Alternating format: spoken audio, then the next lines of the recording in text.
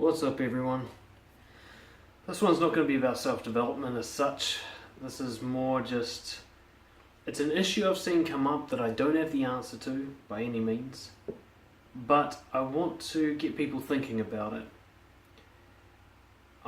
It starts with a story. I engaged in what you might call a little bit of online trolling recently. I'm not ashamed of it, nor am I proud. But I was on Twitter and this picture came up celebrating LBGT Pride Month. And it had the whole month, I think, of May. And for each day there was a different sexuality that was being celebrated and people being proud of. And I was looking through them all and it was interesting because there were some words I didn't even understand on there. There's other ones that are kind of new inventions like gender fluid and stuff. And I was looking through. And like probably every disillusioned, wanting attention straight guy out there, I noticed that straight, or what they call cis, wasn't on there. Now at first it's kind of like, well, of course it's not, straight guys have never been oppressed or whatever, they don't need a pride day, so on. But then I noticed asexuals were on there. So somebody who doesn't have any real interest in sex. And I thought, have they ever really been oppressed? Maybe they have, but I've never really heard of it. For example, priests in the Catholic Church are celibate and nobody gives them shit about it, right? I always thought that even by the most conservative groups, not having any sex at all was pretty much okay. And yet they get a pride day, and straight people don't. So I felt a little hurt, a little left out, a little excluded. And so I asked the question, what day do the straight people get? And I received what you might think is a predictable response. A lot of ha-ha, sort of semi-humor, bitter responses of, you don't need a day, every day is straight pride day, so on and so on. Nothing unexpected. Fair to say, maybe nothing I didn't deserve. But it kind of got to me, I'm like, why does this bother me? I don't even care if straight people are oppressed. It doesn't bother me, right? I'll just live my life. I don't need anybody else to approve of me. So why am I bothered by this little thing? Why am I having a reaction? This got me thinking a lot. And one of the things that got me thinking about is this dilemma that minority groups especially go through, but all groups. It's what you might call the LBGT dilemma, the vegan dilemma, even the atheism dilemma. What happens when people band together in a group to support each other because they're all the same in a certain category? And yet in doing so, they alienate the rest of the community, which is going to cause more of the problems that they banded together to solve in the first place. So when people of non-straight sexuality band together, and then they exclude straight people, it doesn't help the bigotry. Now, I'm not a bigot, fuck whoever you want. I don't care what you put your dick in as long as it's not an animal. Enjoy yourself. As long as it's consenting between adults, please, get weird with it. Get fun with it. Marry whoever the fuck you want. It's got nothing to do with me, I don't care. But I felt resentment when I saw that thing that said everybody but straight people get celebrated this month, even people that don't get oppressed, like asexuals, or gender fluid, which was only made up recently. There was no way to be oppressed in the last 18 months, sort of thing. I was like, I can actually see bigotry that I didn't have suddenly come to life. A seed was planted, like, I'm not in the group. Automatic resentment. And this is just a natural human response. When we're excluded from the in-group, we automatically get resentment, and we start to look for others who have also been excluded so we can create our own group. The word for this is tribalism. This is the reason that countries go to war, that religions go to war. And it's also one of the reasons of one of the most confusing battles of our time. The vegan battle. I was listening to Sam Harris, the neuroscientist, in a 2015 interview. He was talking about how he switched to being a vegan. And one of the things that moved him was he was having an argument with somebody around, what's going to happen in hundreds of years' time when people look back at us? What are they going to think is atrocious about us? What are they going to be embarrassed by? When we look back at people burning witches or slavery, we're embarrassed by our ancestors, like, I can't believe you did that. So what are people going to think of us? Because there's always something. And one of the things he thought of was, obviously, dairy factory farming. The way we treat dairy animals is horrific. It makes Hitler look like a nice guy. What we do to dairy animals is beyond cruelty. It's sadistic. It's clearly proven now, with very little shadow of a doubt, that farm animals, at least, have the same basic emotional reactions to connection that we do as humans. That, a dog, a cow, a pig, they can love their young, and they're brutally tormented emotionally when they're separated, and yet we do this in farming all the time.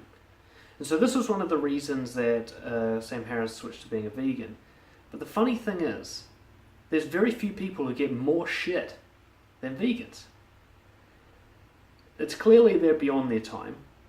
They are clearly less sadistic than the people who blindly eat farm-manufactured food, meat products, myself included. And yet, if you want to look for humour on the internet, you can just look for vegans, and you'll just see endless waves of shit. People just give vegans so much shit about being vegans, even though it's a pretty clear argument of moral superiority to not support factory farming. Why would the world turn on or turn against a group of people that are trying to be kind to animals? It's bizarre. We have laws against animal cruelty. It's clear that as a general population, we think it's wrong to harm animals. When people hear about the dog killing festivals in some of the Asian parts of the world, they lose their mind. And yet they laugh at vegans. How are we to explain such a bizarre psychological social dynamic? Well, it's because vegans are called vegans. They're a group. And they're a group with exclusive membership. You have to be a vegan to be a vegan. Which means if you're not a vegan, you're not a vegan. It sounds ridiculous. But what it means is, by the formation of an in-group, when the vegans got together and like, look, we need to stand together to take a stance against animal cruelty, the automatic consequence of that was to exclude everybody else. And the bitter humour you get against vegans is the consequence of that. This is what out-group people do in response to being excluded. It's a form of bigotry. Bigotry comes from that exclusion. Now, this is the dilemma. The LBGT community had to get together and work together because they were severely oppressed, and there's still a lot of fucking hatred towards sexuality these days. Thanks, religion. But the dilemma is, in the very act of getting together as a group, they guarantee even more bigotry. Because now they're also triggering off people, not unlike myself, who now feel excluded. Like, you're saying I'm bad for being straight now. Before I didn't care about you, now I feel bad. Now I feel anger, resentment, bitterness. And if I was a lesser person, that could easily develop into bigotry. And there are plenty of people who would allow that resentment to develop.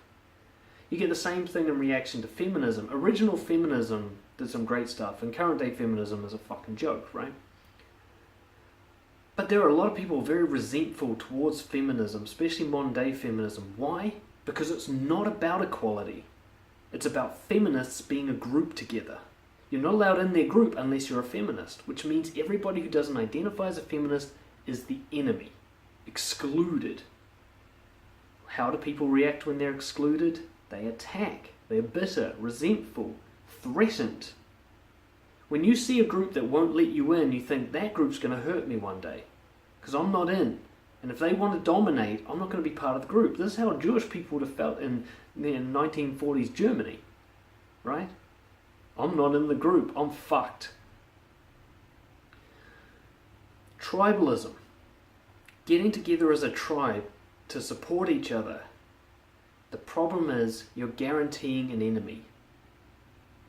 This is one of the great appeals of humanism. We are just one big group as a species.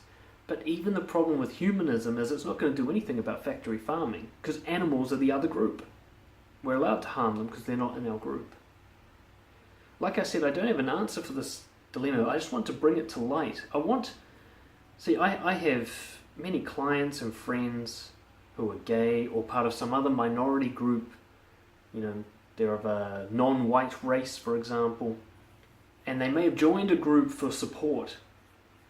And I want to get across to them, like, you've got a dilemma now. In the very act of joining that group, you've guaranteed the continued animosity from people who have always been bigots, because you're still not including them. Take the difference, for example, between a group called feminism and a group called equality. Feminists, you have to be a feminist to be in the group. Equality, everybody's in. Even if you don't believe in equality, you can come and join and share your ideas. This isn't my idea of equality, of course. But if I say, if you don't believe in equality by my standards, you're not allowed in the group, I automatically create an enemy where one didn't even exist before. There was just another person. But now they're a person who feels excluded. They're a person who had no aims or conscious thoughts about bigotry, but now I've planted that seed in them. I've said, you're not allowed in. Nations. When I say I'm French, I'm saying everyone else isn't. When I say you've got to get the special passport and visa to come into this country, I'm saying you're not fucking welcome here. What have most wars been between? Countries. Nations. One group saying, we're different to you, you're not part of us. The other one going, well, fuck you then, we'll take over. And the clash happens. Think about how many people you dislike just because of where they come from. And yet that's not a measure of their personality whatsoever.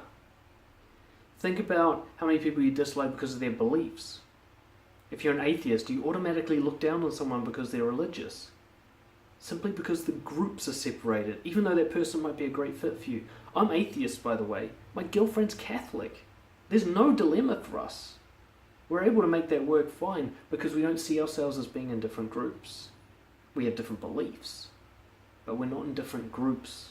We're from different countries, but that didn't stop us either.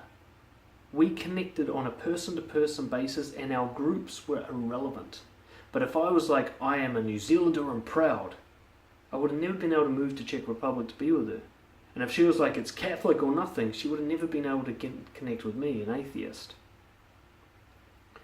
The reason my girlfriend and I are able to connect despite belonging to at least 3 separate groups, gender, nation, and religion, is because we don't subscribe to these groups. We're not exclusive. She's Catholic, but atheists are allowed in. I'm New Zealand, but bring on the Czechs. She's a girl, but guys are allowed in her life. There's no exclusion. The problem with being LBGTQ, vegan, Black Lives Matter, is you've got the unwritten rule that somebody who isn't you isn't allowed in. When I saw that calendar that didn't have straight people on it, I'm like, now you're reversing the discrimination. How's that supposed to help?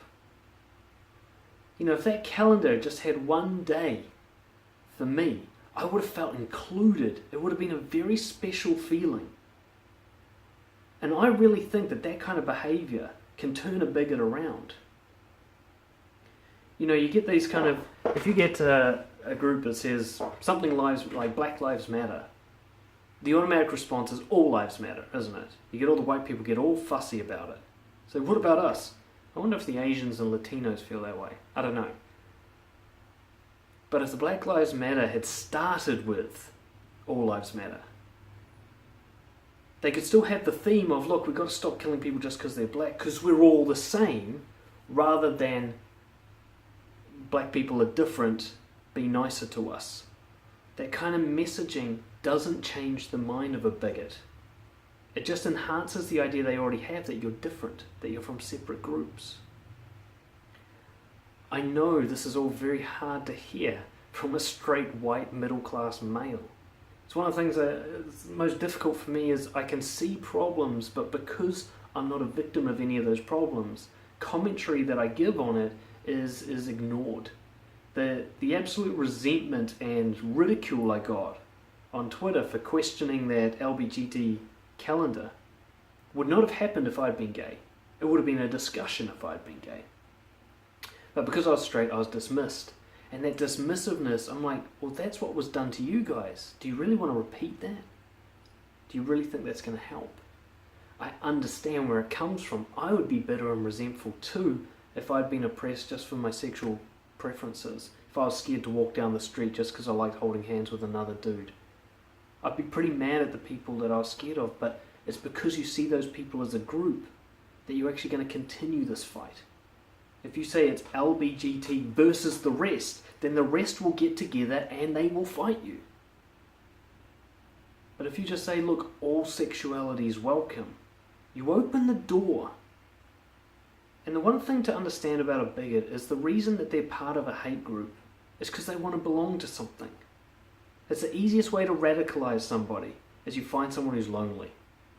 You listen to anybody who's in white power and left the movement, and you ask them, what got you into it? You said, I was lonely, I was resentful, and this older man came and spoke to me, and he appreciated me for who I was. That's how you radicalize someone. You want to turn a healthy-minded Muslim into a suicide bomber? You make them feel excluded from the West. Easy. And then they're radicalized. Race, gender, sexual preference, political leanings, nation, age, vegan or dietary, religion. Whenever you create an in-group and it's exclusive, you're guaranteed to create an enemy. You're forcing it to happen. You're making everybody else a group by default. All it takes is for them to be a little bit bitter about this and you got yourself an enemy, and the problem keeps on going. One of the difficulties I have, I'm atheist myself, and I do believe that a lot of religious doctrine and beliefs can lead people to harmful behaviors. But I know that no progress is going to be made on those issues if I say that religious people aren't welcome. If I say that they're bad, stupid, different to me. Instead of recognizing, look, we all believe in something. Let's try and find the best way to get along. Just because I'm atheist doesn't mean that everything I believe is true. It doesn't mean that I'm better than somebody. There's no doubt that I believe in something that's untrue. Just like you do, just like anybody does. So we're all the same. We're all in the same boat. How do we make sure that we don't end up with child slavery? How do we make sure that we don't end up with crazy political notions run by ideologies? We can all get together and discuss that no matter what our beliefs are. But as soon as we separate into groups, then it's group versus group, and all those bigger issues go unspoken. Like I said, I don't have the answer. I just wanted to rant about this. But I also wanted to talk to my fellow, white middle-class straight males. We're living in an age where there's kind of nothing worse to be than that now. We're getting a lot of shit, and it's free reign on us these days. One day people will look back and go, wow, that was racist or sexist or whatever. But for now, because we're so-called being patriarchy, whatever, supposedly being the most powerful demographic, it's kind of allowed to give us shit now. It's very easy for us to get bitter about this and become bigots, and we need to resist that urge. Just because somebody made a calendar with no straight white person day doesn't mean that you've been excluded, and they might actually let you into their group even if they're resistant to it. We're not going to solve these problems by going, well, fuck you then, and getting even worse. I know that I've never oppressed anyone in my life. I've never enslaved a person. I don't think I've ever been mean for someone for their sexuality. I may have said some fucked up shit when I was a teenager, but let's say as an adult, nothing about your age, gender, race, religious beliefs has stopped you from being welcomed as a friend by me. Only your personality can do that. If you're a dick to me, I don't care what you believe in. You could be another straight white atheist male and I'll still fucking hate you if you're a dick to me. I've tried not to let somebody's grouping decide whether or not they get to be in with me. And I think we all need to start thinking about that approach, because as long as we're in different groups, we'll fight. It's human nature. And as long as we fight, we all lose. Keen to hear your thoughts about this. Comment below, share around, disagree with me. Help me understand what's going on here. Cheers.